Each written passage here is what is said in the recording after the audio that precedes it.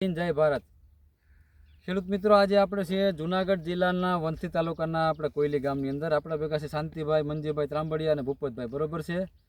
હવે વિડીયો ઉતારવાનું કારણ છે આ માંડવી છે 41 નંબર બઠડી.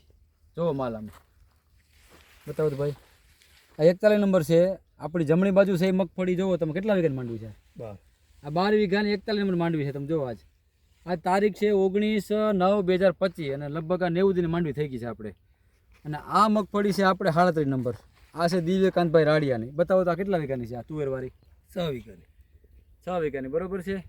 હા તો ભૂપતભાઈ તમારે કેટલા દી માંડવી ઉપશે? આ 10 દી. એકાદો ફુવારો મૂકીને 10 દીकडे માંડવી ઉપડી જાય. પાયામાં ખાતર હું નાખ્યું હતું આપણે? ડીએપી. પછી ઉપરથી ખાતર આપ્યું હતું કંઈ? ઉપરથી ખાતર ભાઈ ભૂલી ગયા છે આમાં ને. તમે ખાતર હું નાખ્યું યાદ છે શાંતિભાઈ તમને કંઈ? ડીએપી નાખ્યું. પાયા ડીએપી નાખ્યું હતું. બીજા ઉપરથી બીજા ખાતર આપ્યા? હા, બીજા આપણે પંપમાં નાખ્યા ને. પંપમાં 05234 ને નાખ્યું. 05234 0050 ને ખાતરું. જો આ ખેડૂત મિત્રો 41 નંબર બઠડી આ જાય છે આપણે. આમાં આવો માલ છે. આમાં કોમેન્ટ કરજો કેટલી માંડવી થાય.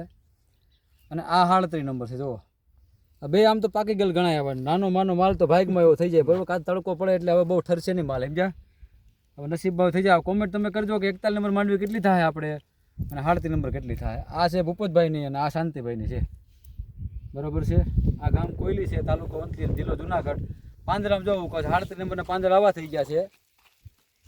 રાતળ જેવા દેખાય. ટૂંકમાં રાતળ તો નહીં પણ પાકમાં થાય છે. અને 41 નંબર માંડવી ચોખ્ખા વધારે જોશે.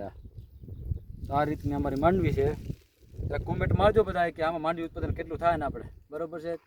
20 મણ, 25 મણ, 30 મણ કોમેન્ટ કરજો. શાંતિભાઈ, આ શાંતિભાઈની ને આ ભૂપતભાઈની. રેડી?